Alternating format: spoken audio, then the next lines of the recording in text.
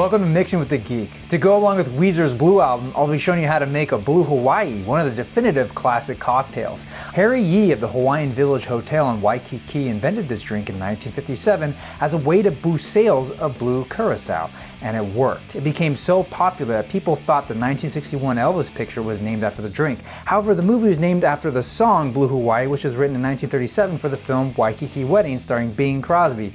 Anyway, Harry Yee is responsible for the practices of garnishing faux tropical drinks with paper parasols because they were easier to clean up. The bar used to use sugarcane sticks as a garnish, but people would chew on them and discard them in the ashtrays, creating a sticky mess. To start, we're going to fill our cocktail shaker with about 3/4 of the way up with crushed ice.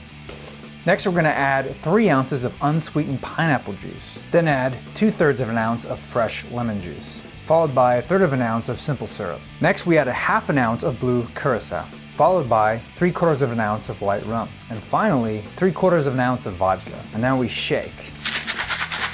Now we're going to pour unstrained into a specialty glass. Gonna add a pineapple, get a little paper parasol in honor of Harry Yee, and we're going to add a little pineapple leaves to finish that off, and finally we're going to serve it with a straw. There you have a Blue Hawaii.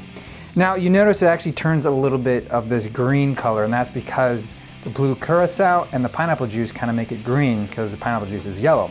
So if this really bothers you, you can always add a couple drops of blue food coloring and bam, now you got a really blue drink. So if you like this, you want more recipes, be sure to hit that subscribe button. Thank you for watching. Check out the Weezer episode if you haven't already. I'm your vinyl geek. I'll catch you on the flip side.